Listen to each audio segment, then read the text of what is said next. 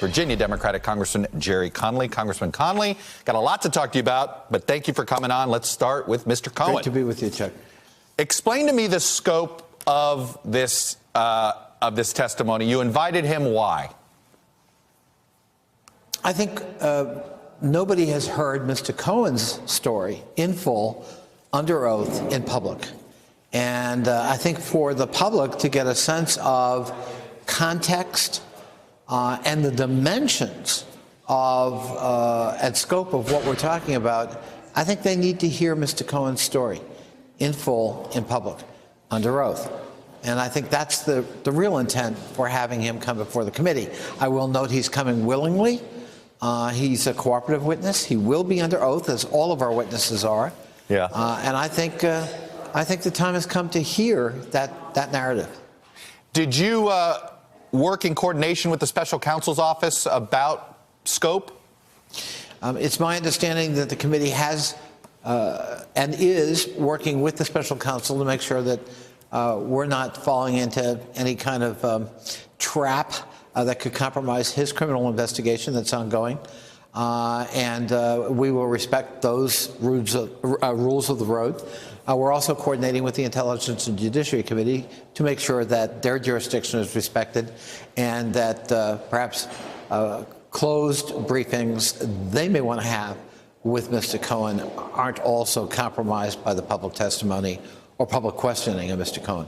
Is it possible this is sort of a long week for Mr. Cohen, so he might do you guys in public, then go to Intel, then Judiciary, or is this just your ask for now? Don't really know the answer to that, Chuck. Right now it's just our ask, but I think he's on notice that those committees have an interest in his testimony as well.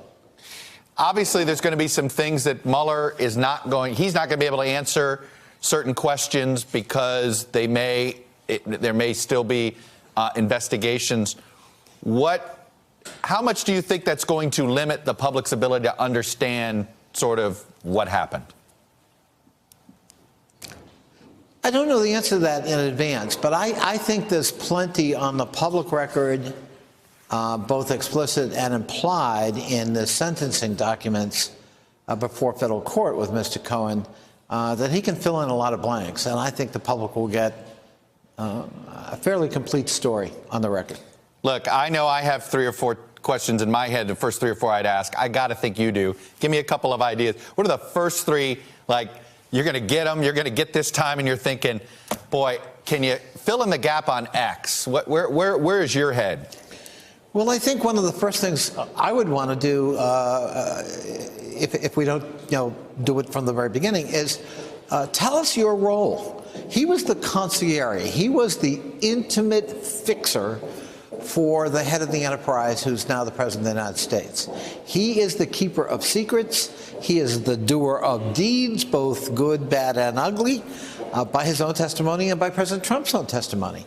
So we want to make sure that the false narrative that occurred when he kind of flipped from being willing to take a bullet for this president to actually being a cooperative witness with the special investigator, we want to make sure that the discreditation that Trump and his acolytes tried to descend upon Mr. Cohen is discredited itself, and that we all understand just how credible he is in terms of the knowledge he was privy to. So it sounds like you're hoping to basically tell me about your 10 years working with Donald Trump.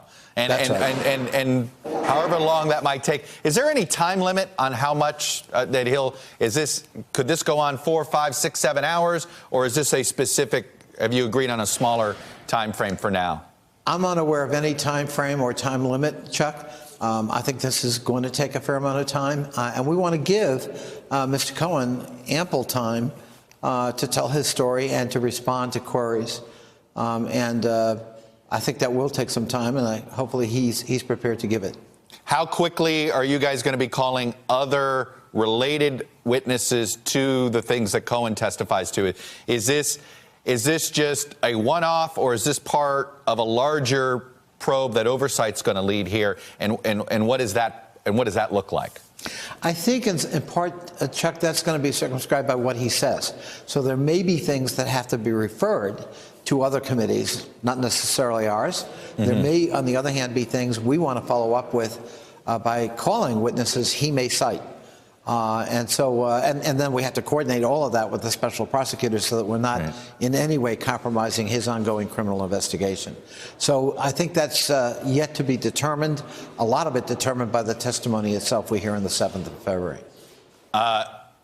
You represent Fairfax County, probably, you know, I'm not going to say you have the most government workers in your district that are impacted by the shutdown, but you're obviously in one of the top 5 members representing this. Let me ask you this.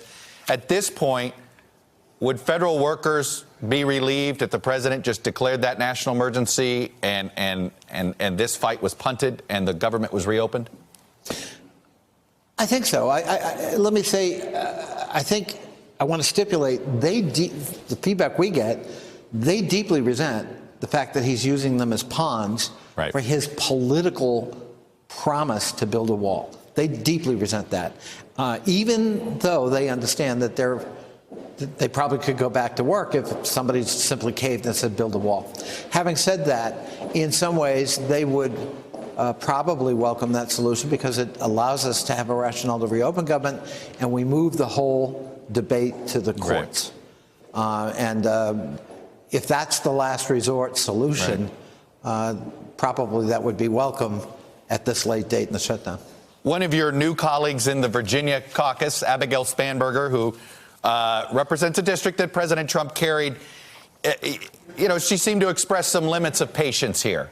At what point do you feel as if, as much as you may believe the president's taking hostages, he's throwing a temper tantrum, you know, he sort of doesn't deserve you guys meeting him anywhere at the 10-yard line, let alone 50-yard line? At what point, though, do you feel as if you have a responsibility to help the federal workers?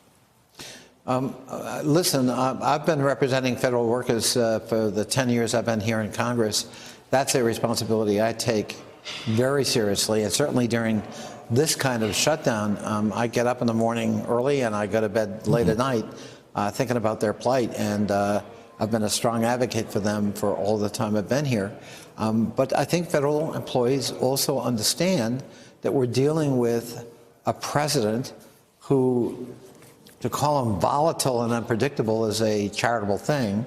They understand the handicap we're dealing with because of that person in the White House. It doesn't pay the mortgage, though. They also understand, excuse me, Chuck, the context. Yeah. This isn't an isolated thing. This has been going on for the last 8 years with Republican rule in terms of the disparagement of federal employees. No, I understand that, but there is a point where they could be frustrated, they could agree with you, but that doesn't help pay the mortgage. No. Well, remember, they know, they have pretty strong assurances that there will be retroactive pay, payments for salary, and that people will be made whole. So it's the indignity, it's the uncertainty, it's the stress, it's the cash flow at the moment that's the issue for federal workers. Gerry Conley, busy day, Democrat from Northern Virginia, Fairfax County. Thanks for coming on. Hello, YouTubers. If you're watching this, it means you've checked out our channel, so thank you. Now do me a favor, subscribe by clicking on that button down there. Click on any of the videos to watch the latest interviews and highlights from MTP Daily and MSNBC. You can get more Meet the Press content every morning in the First Read newsletter. If you're tired of content that you don't know anything about where it came from, you don't have to have that problem with us. NBC News, MSNBC, MTP, and the Meet the Press mindset right here for you on YouTube. Subscribe now.